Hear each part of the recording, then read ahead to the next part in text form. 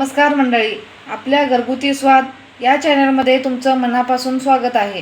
चला, आज आपण बनवणार आहोत गावाकडच्या चवीचं वांग्याचं भरीत। ही रेसिपी खूप सोपी असून भाकरी, पोळी किंवा ज्वारीच्या भाकरीसोबत अप्रतिम लागते। गावाकडे याला चुलीवर बनवतात, पण आपल्याकडे पर्याय नाही गॅसशिवाय, म्हणून आपण गॅसवर बनवणार आहोत। चला, आपण काय काय साहित्य घेतलं आहे ते पाहूया।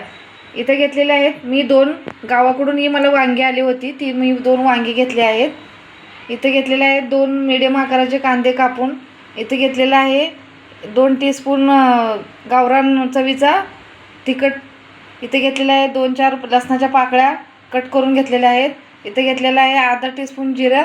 इथे घेतलेला आहे स्वादानुसार नमक। चला, आता आपण कृतीकडे वळूया। सर्वप्रथम ही वांगी मी धुवून घेतलेली आहेत, पुसून ठेवले आहेत। याला आपण थोडंसं तेल लावूया।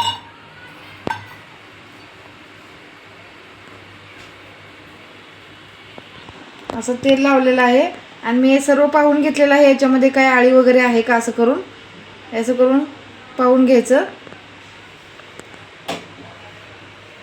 अशी वांगी छान भाजून घ्यायची।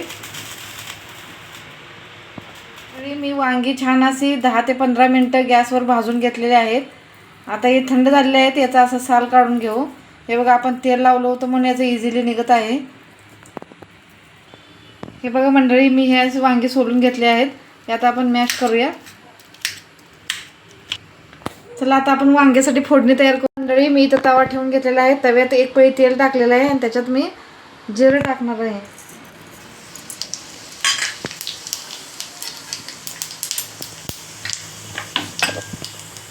लसूण, कांदा, अर्धा कांदा मी याच्यामध्ये टाकलेला आहे, अर्धा कांदा मी कच्चा टाकणार आहे भरतामध्ये। हे बघा कांदा मंडळी, कांदा आपला अर्धा कच्चा झालेला आहे। जास्त कांदा भाजायचा नाही ह्या भरतासाठी। त्याच्यामध्ये टाकूया चवीनुसार मीठ, लाल मिरची पावडर। हे छान मिक्स करूया। मी गॅस बंद केला आहे।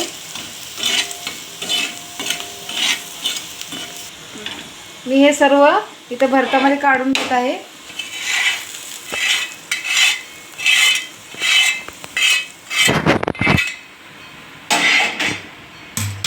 आता टाकूया शेंगदाण्याचं कूट अर्धी वाटी। मगाशी मी सांगायला विसरले होते शेंगदाण्याचं कूट। आणि हा कच्चा कांदा।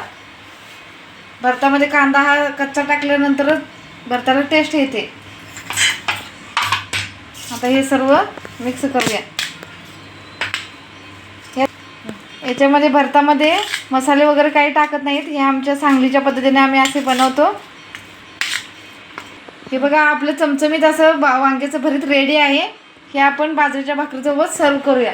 आपल्या भरताच्या वांग्याची आपण टेस्ट बघूया कशी झाली आहे ते।